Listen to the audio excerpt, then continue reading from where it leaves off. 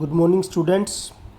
हमने पढ़ा था लास्ट टॉपिक इसमें बिजनेस रिस्क, उसके नेचर, कॉजेज की बिजनेस रिस्क क्या होता है। तो बिजनेस रिस्क में बताया था, बिल्कुल सिंपल सी बात है कि कोई भी लॉस की पॉसिबिलिटीज़, फ्यूचर की अनसर्टेनिटीज़ के कारण, due to uncertainties of future, possibilities of loss और inadequate profit is called business risk. तो उसका नेचर पढ़ा था कि किस टाइप का है। हमने ये देखा था कि भाई कोई भी बिजनेस हो, छोटा हो बड़ा हो, हर जगह पे बिजनेस रिस्क रहता है और ये अनअवॉइडेबल है बिजनेस के लिए। तो आज हम पढ़ेंगे इसके अंदर कॉजेज ऑफ बिजनेस रिस्क या how business risk is created, कि इसके रीज़न क्या हैं, कारण क्या है, किस प्रकार से ये बिजनेस रिस्क क्रिएट होता है बिजनेस के अंदर, वो भी पता होना चाहिए ना हमें कि ठीक है बिजनेस रिस्क तो होता है लेकिन इसके पीछे रीजंस क्या क्या है। तो पहला दे रखा है नेचुरल कॉजेज। पहला क्या है? नेचुरल कॉजेज, प्राकृतिक कारण, यानी जो कंट्रोल में भी नहीं होते ज़्यादातर। Risk due to natural calamities, risk due to natural calamities, प्राकृतिक आपदाओं के कारण जो जोखिम होता है बिजनेस को, वही क्या कहलाता है? नेचुरल कॉजेज है, एक प्राकृतिक कारण है। इसके अंदर डैमेजेस फ्रॉम फ्लड, बाढ़ के कारण कोई लॉस, आग लग जाना, अर्थक्वेक, एपिडेमिक, जैसे अब महामारी आई हुई है एक, इसके कारण जो लॉस है वो नेचुरल कॉजेज हैं इसमें। और कोई सीजन चेंज हो जाना, और क्या है? सीजनल चेंजेस एकदम से, जैसे कई बार गर्मी के टाइम पर भी ज़्यादा बारिश होने की वजह से मौसम ऐसा हो जाता है कि गर्मी में जो इक्विपमेंट हम यूज़ करते हैं नॉर्मली, उनकी ज़्यादा ज़रूरत नहीं होती, तो उनकी सेल कम हो जाएगी। कई बार क्या होता है, बारिश के टाइम पे बारिश नहीं होती, सूखा पड़ जाता है, ड्रॉट, सूखा, तो उस टाइम पे लॉस होता है बिजनेस को। ज़्यादा स्नोफॉल हो जाना या बिल्कुल ना होना, कई रीजन्स होते हैं, तो इस सीजनल चेंजेस में आएंगे। कई बार जियोलॉजिकल चेंजेस आते हैं, geological changes taking place in the warm of the earth ना, जिसके अंदर warm of the earth causes great loss, जिसमें अर्थक्वेक दे रखा है ना इसके अंदर, ये भूकंप आ जाना, ये चीज़ें। और फिर नेचुरल कैलेमिटीज़ हैं, फायर वगैरह, ये चीज़ें। तो ये था प्राकृतिक कारण जिनके ऊपर ह्यूमन बींग्स का कंट्रोल ना के बराबर होता है।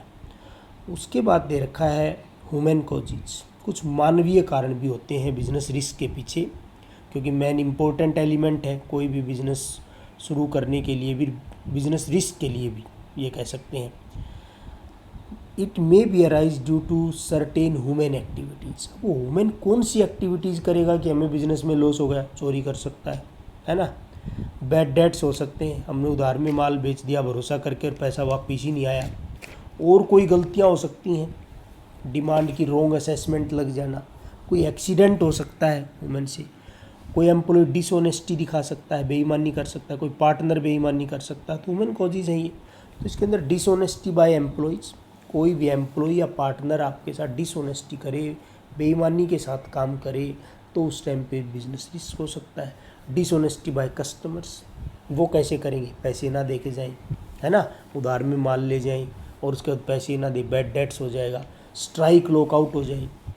एम्प्लॉय वगैरह क्या करते हैं, कई बार स्ट्राइक कर देते हैं कोई बोनस की डिमांड को लेके, या जिस भी प्रकार के कोई कई रीजन्स हो सकते हैं इसके अंदर। वर्किंग केयरलेसली, जैसे मिस्टेक दे रखा है ना इसमें, तो असावधानी से काम करना, सावधानी ना बरतना काम करते टाइम, तो उसमें भी क्या होता है हमें, ये ह्यूमन कॉजेज हैं बिल्कुल सिंपल से। कोई डिसऑनेस्टी कर सकता है हमारे साथ, पार्टनर या एम्प्लॉय, और कस्टमर कर सकते हैं, स्ट्राइक हो सकती है, और लापरवाही से काम करना, वर्किंग केयरलेसली। उसके बाद आता है इकोनॉमिक कॉजेज, आर्थिक कारण। It include uncertainties related to the demand of product, product की डिमांड की अनसर्टेनिटीज़ कई बार अनएक्सपेक्टली राइज हो जाती है, कई बार डिक्लाइन कर जाती है। कंपटीशन बढ़ जाना, प्राइस में चेंज आ जाना, टेक्नोलॉजी में चेंज आ जाना, इंटरेस्ट रेट बढ़ जाना, रेपो रेट वगैरह बढ़ने के कारण इंटरेस्ट रेट, जो ब्याज की दरें, वो बढ़ जाना, टैक्स ज़्यादा लगा देना सरकार के अंदर, कोई फैशन में चेंज आ जाना, इस तरह की चीज़ें। तो इकोनॉमिक कॉजेज को डिटेल में पढ़ते हैं थोड़ा सा। और इकोनॉमिक कॉजेज में जैसे इसमें दे रखा है कि भाई प्राइस वाला, जैसे प्राइस देखो, प्राइस, तो ये चेंज इन प्राइस, तो किसी भी कारण से जो फ्लक्चुएशंस आती हैं कई बार प्राइस के कारण, उसके कारण बिजनेस रिस्क हो जाता है। डिमांड वाला जैसे आया, तो इसमें है चेंज इन फैशन, कई बार फैशन में चेंज आ जाता है। पुराने जो प्रोडक्ट होते हैं वो आउटडेटेड हो जाते हैं, तो उसकी सेल नहीं हो पाती, स्टॉक बच जाता है, वो लॉस। कंपटीशन का दे रखा है, इफेक्ट ऑफ कंपटीशन, अगर किसी पर्टिकुलर प्रोडक्ट में ज़्यादा कंपनियां आ गई, ज़्यादा कंपटीशन बढ़ गया तो लॉस हो सकता है, हमें लोअर प्राइस पर बेचनी पड़ेंगे प्रोडक्ट्स। कई बार ज़्यादा फैसिलिटीज़ देनी पड़ती हैं कस्टमर को, तो प्रॉफिट कम हो जाता है। कम प्रॉफिट होना भी क्या है, एक बिजनेस रिस्क है। उसके बाद है अदर कॉजेज, कुछ अन्य कारण भी हो सकते हैं। पॉलिटिकल डिस्टर्बेंस, अभी तो काफ़ी टाइम से सेंटर में भी गवर्नमेंट काफ़ी चल रही है, यहाँ भी चल रही है काफ़ी टाइम से। कई बार बहुत 2000 के आसपास की बात करें, जब अटल बिहारी वाजपेयी जी होते थे प्राइम मिनिस्टर, तब काफ़ी बार, एक बार उनकी सरकार 13 महीने चली, एक बार 13 दिन चली, तो वो पॉलिटिकल डिस्टर्बेंस होती है। बार बार सरकार चेंज होना, कहोगे जिससे बिजनेस पर क्या इफेक्ट पड़ेगा, क्योंकि वो पॉलिसियाँ बदल जाती हैं।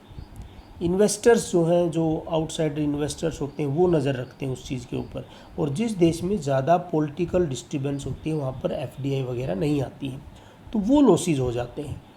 मैकेनिकल फेलियर्स, कई बार इलेक्ट्रिसिटी फेलियर्स लंबे लंबे, वो लॉसेज हैं। कोई मशीन है अच्छी, ख़राब हो गई, उसका मान लो एक्सपर्ट हो बाहर से आएगा, वो उसी कारण से किसी रुक जाना काम का। चेंज इन एक्सचेंज रेट समझते हो, शेयर मार्केट जो हम फॉरेन करेंसी में डील करते हैं, जैसे डॉलर के मुकाबले रुपया टूट गया, आज मजबूत हो गया, वो चीज़ें, उसमें लॉस हो जाता है। तो इस तरह की चीज़ें इसके अंदर आती हैं इकोनॉमिक कोजेज के अंदर। मैकेनिकल कोजेज जैसे इसके अंदर दे रखा है, तो मशीन कोई भी होता, काम करते करते रुक गई, डिस्टर्ब कर दिया उसने, कोई चीज़ उसकी टूट गई, तो वो भी क्या है, एक बार लॉस आ जाए। कोई मैनेजरियल कोजेज इसके अंदर हो सकता है भाई, मान लो अच्छा मैनेजर था, काम कर रहा था, रिज़ाइन दे के चला गया, या कुछ उसकी कोई और मैनेजर, उसकी पॉलिसियाँ ऐसी गलत हो गई जिनका साइड इफ़ेक्ट एक लॉस के रूप में सामने आया। तो ये क्या थे, हमारे अदर कोजेज थे। तो देखें फिर से, नेचुरल कोजेज के अंदर मैंने बताया आपको कि अर्थक्वेक हो सकता है, कोई एपिडेमिक हो सकता है, जोलॉजिकल चेंज, सीजनल चेंज, कोई अदर नेचुरल क्लैमिटीज़, है ना। ह्यूमन कोजेज हो सकता है dishonesty by customer, dishonesty by partner, employ, strike, lockout, working carelessly. Economic causes हो सकते हैं, इकोनॉमिक कॉजेज के अंदर change in fashions, change in price, competition बढ़ जाना, इस तरह की चीज़ें, और अदर कॉजेज हो सकते हैं। Thank you, have a nice day.